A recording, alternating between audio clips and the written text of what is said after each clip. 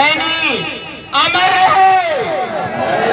सभी हाथ ऊपर करके दोनों मुट्ठी बांध के नारा लगाएंगे, भाई मोहन सिंह सैनी अमर, मोहन सिंह सैनी।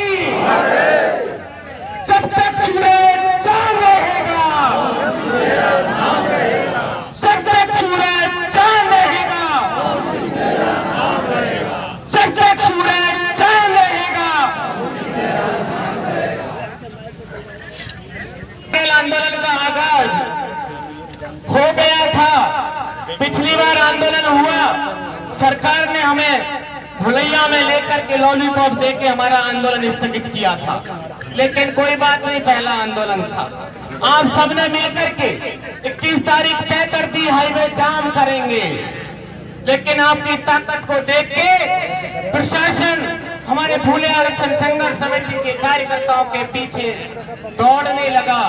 किसी प्रकार से यह आंदोलन विफल होना चाहिए। मेरे को आदरणीय सम्माननीय हमारे संयोजक महोदय मुरारीलाल सैनी जी ने जिम्मेदारी दी थी कि आप फूले आरक्षण संघर्ष समिति के प्रचार प्रसार मंत्री रहेंगे राजस्थान के। इसके नाते मैंने समाज के लिए सब कुछ समर्पण कर दिया कि अगर मेरा कुछ भी होगा, जेल जाना पड़ेगा, जाऊंगा, फांसी के फंदे पर लटकूंगा, लटकाएगी सरकार, लटक जाऊंगा, और अगर मुझे गोली से उड़ाएगी सरकार और प्रशासन तो मैं गोली से भी भीतर भीतर हो जाऊंगा, उड़ जाऊंगा, लेकिन धरना स्थल से 1 इंच पीछे नहीं हटूंगा। ऐसा हम प्रण लेके घर से चले थे। हम सोशल मीडिया पर प्रचार कर रहे थे, हमारे आयोजक महोदय को तमामों को गिरफ्तार कर लिया था। हम अनाउंस कर रहे थे, आग्रह कर रहे थे, मेरी समाज आपका दफन और पतन हो जाएगा। अगर आपने 21 अप्रैल चक्का जाम आंदोलन को नहीं किया तो आपका इतिहास में नाम नहीं रहेगा। जैसे हम 70 साल से पिछड़े और वंचित रहे, इसी तरीका से अभी रह जाएंगे। तो मेरी समाज ने वो पुकार सुनी, हमको तो अरेस्ट कर दिया था, हमको जेल में डाल दिया था, लेकिन दिल में दर्द था कि मेरी समाज अगर आंदोलन से पीछे रह गई तो वो दर्द कभी मिट नहीं सकता।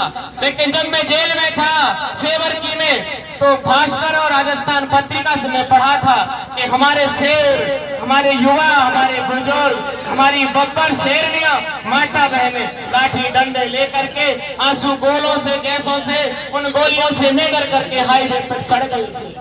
तो मैं उस रात चैन की नींद सोया, 5 दिन में चैन की नींद सोया, लेकिन आपने जाग करके इस आंदोलन को 1 इंच भी पीछे नहीं जाने दिया और इस धरना स्थल को मजबूती से आप डांटे रहे। इसलिए मैं आपको धन्यवाद दूंगा कि आपने ये बहुत ही अच्छा काम किया। और सरकार, जैसे कि मैं आरक्षण के बारे में आपको बताऊं, एससी समाज के लिए सरकार ने 16% आरक्षण की व्यवस्था कर रखी है जनसंख्या के अनुपात में। उनको आरक्षण नौकरियों में है, शिक्षा में है, राजनीति में है, आपको पता है ना सबको।